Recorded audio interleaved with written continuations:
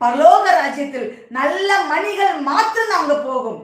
மற்றதெல்லாம் அக்கினி சூழலே போடப்படும். அங்கு அழுகையும் பற்கடிப்பும் நித்தம் உண்டாயிருக்கும் என்று வேதவசனம் சொல்லுகிறது. கர்த்தருடைய பிள்ளைகளே, மனம் திரும்புங்கள், மனம் திரும்புங்கள். யோவான் பிரசங்கம் பண்ணினார், மனம் திரும்புங்கள், பரலோக ராஜ்யம் சமீபித்திருக்கிறது. இயேசு கிறிஸ்து பிரசங்கம் பண்ணினார், மனம் திரும்புங்கள், பரலோக ராஜ்யம் சமீபித்திருக்கிறது. இந்த நாட்களில் கர்த்தருடைய வார்த்தை வெளிப்படுகிறது.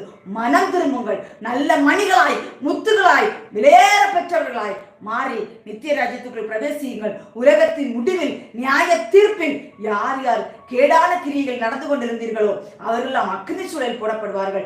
ஏறலாம் முத்தாய் மணியாய் கோதுமை மணியாய் மாறினீர்களோ அவர்களெல்லாம் அவருடைய ராஜ்யத்துக்குள் எடுத்துக்கொள்ளப்படுவீர்கள் என்று வேதவசனம் சொல்கிறது. மத்தேயு 13ஆம் அதிகாரம் 27 முதல் 30வது வசனம் வரை. வீட்டெஜமானுடைய வேலைக்காரன் அவனிடத்தில் வந்து நல்ல மணிகளை தான் விதைச்சாங்க, நல்லதை தான் விதைச்சாங்க. ஆனால் கர்த்தர் கேட்கிறார், வீட்டெஜமானுடைய வேலைக்காரர் வந்து, ஆண்டவனே, நான் நீர் உடைய நிலத்தில் நல்ல விதை விதைத்தீர் அல்லவோ, பின்ன ஏன் அதில் களைகள் எப்படி உண்டானது என்று கேட்கிறார். களைகள் எப்படி வந்துச்சு? நல்லதை தான் பிரசங்கிக்கிறோம், நல்ல வார்த்தைகள் தான் சொல்றோம், ஏன் களைகள் வந்தது? அதற்கு அவன் சத்துரு அதை விதைத்தான். சத்துரு இடம் கொடுக்கிறார்கள், பிசாசு இடம் கொடுக்கிறார்கள், பார்வையில இடம் கொடுக்கிறார்கள், பேச்சில் இடம் கொடுக்கிறார்கள். அதனாலதான் சத்துரு கலைகளை விதைக்கிறாங்க. ஏன் கலைகள் ஆலயத்துக்குள் வருகிறது?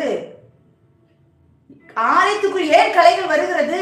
பிசாசு இடம் கொடுக்கிறீங்க, பிசாசு இடம் கொடுக்கிறனால தான் அந்த இடத்துல கலைகள் வருகிறது வேதவசனம் சொல்கிறது. சரி.